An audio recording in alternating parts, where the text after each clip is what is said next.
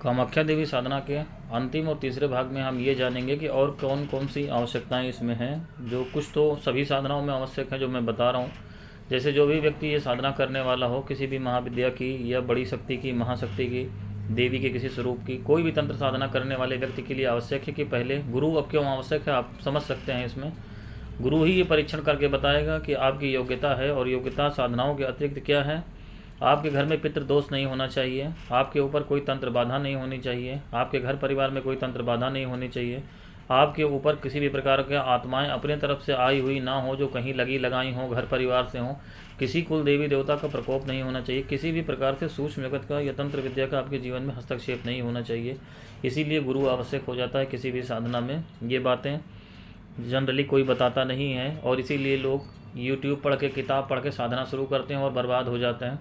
क्योंकि जैसे ही आप साधना शुरू करेंगे, जो भी शक्तियाँ आपकी हैं, साधना का प्रभाव उनके ऊपर जाएगा तो वो आपके ऊपर हमलावर हो जाएंगे, और ये हमले इस तरीके के होंगे कि आपको पता नहीं होंगे। आप बीमार रहने लगेंगे, बुखार आने लगेगा, कमर में दर्द रहने लगेगा, डिप्रेशन रहेगा, मन में बहुत ज़्यादा विचार चलने लगेंगे। स्त्रियों को देख करके आपके मन में गलत उल्टे सीधे विचार आएंगे, देवी देवताओं के प्रति उल्टे सीधे विचार आएंगे, आपका किसी मंदिर में मन नहीं लगेगा, आप रुक नहीं पाएंगे, यज्ञ करने पर आपको परेशानी होने लगेगी, और बहुत सारी दिक्कतें हैं। जितनी उग्र आपकी समस्या होगी उतनी ज़्यादा परेशानी होगी साधना शुरू करने पे। इस सब का निर्णय गुरु करता है। इसीलिए दीक्षा जो होती है इस तरीके से गली गली नहीं बांटी जाती। दीक्षा आपको कहीं पे भेजने की एक तैयारी है।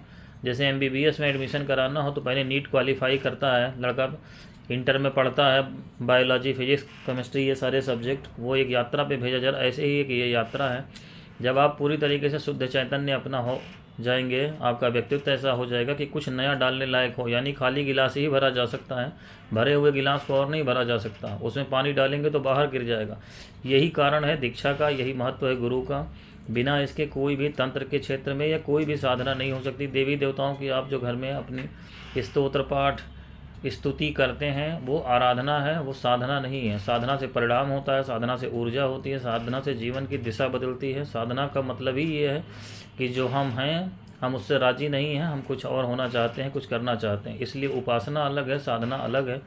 जो लोग साधना में जाएंगे उनको ये सारा कुछ करना ही पड़ेगा। जो उपासना में जाएंगे वो स्तोत्र पाठ, सामान्य स्तुति, पंचोपचार पूजा ये अपना घर में करें, उसमें कोई नुकसान नहीं है। लेकिन साधना के लिए आवश्यक शर्त है। और दूसरी आवश्यक शर्त ये है इसमें कि माता कामाख्या के जब दर्शनों के लिए जाएं तो गुवाहाटी में चाहे कामाख्या रेलवे स्टेशन उतरें चाहे गुवाहाटी, वहाँ से सीधे आप अपनी गाड़ी से, ऑटो से सीधे उमानंद भैरव जाएं। क्योंकि माता के भैरव उमानंद भैरव हैं जो ब्रह्मपुत्र नदी में एक टापू पे स्थित हैं। आप वहाँ पे जाएं, स्टीमर बोट वहाँ चलती है।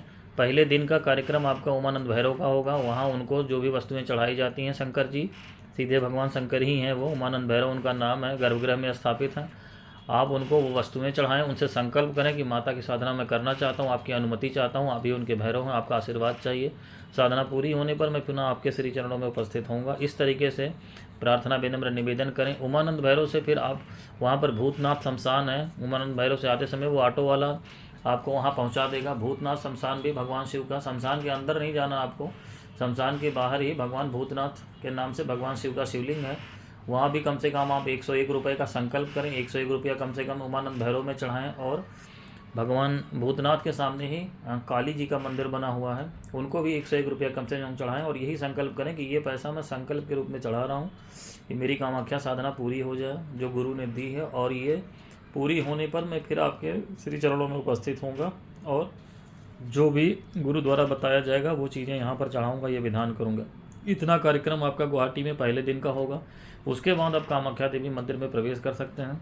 वहाँ जाने पर दर्शन इत्यादि करके जो विधि बताई गई है वो करने के बाद फिर आप वहाँ पे अगर संभव हो तो मंदिर प्रांगण में ही तारा देवी का मंदिर है और माता काली का मंदिर है और 10 महाविद्याओं के भी मंदिर हैं। 3 महाविद्याएँ मंदिर के अंदर ही हैं, जिसमें माता त्रिपुर सुंदरी, मातंगी और कमला माता के साथ गर्भगृह में ही विराजमान, उनकी अलग से मूर्ति नहीं है। बाकी बाहर भुवनेश्वरी, बगलामुखी, तारा, छिन्नमस्ता, इन सब के मंदिर हैं। तो इनको भी भ्रमण करें। दूसरे दिन जब आप जाएं तो सवेरे माता के दर्शन करने के बाद एक ऑटो बुक करके हर जगह पे चले जाएं और सबसे प्रार्थना अपने अपने तरफ से कर लें। इस तरीके से की गई साधना गुरु के मार्गदर्शन में ज़रूर पूर्णता को पहुँचती हैं। अगर आपके मन में छल कपट नहीं है, कोई सिद्धि प्राप्त करने की खाली लालसा नहीं है, जगत कल्याण की लालसा है, तब आपका अपना कल्याण की लालसा है, किसी को नुकसान पहुँचाने का नहीं, तब आपकी साधना जरूर से सफल होगी।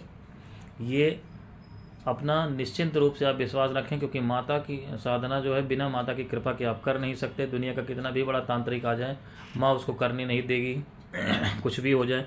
नरकासुर ने, आप कथा पढ़ें नरकासुर की, रातों रात सीढ़ियाँ बनाने का संकल्प किया था माता से विवाह करने के लिए, लेकिन माता ने एक मुर्गा अपने माया से पैदा कर दिया और उसकी सीढ़ियाँ नहीं बन पाई। तो जब नरकासुर उनकी माया के आगे नहीं चला तो सामान्य मनुष्य, इसलिए कामाख्या साधना भक्ति भाव से, माता की कृपा से, उनसे अनुनय विनय करके ही हो सकती है। किसी भी महाविद्या की साधना या देवी देवता की अगर तंत्र साधना करेंगे तो ऐसे ही होगी।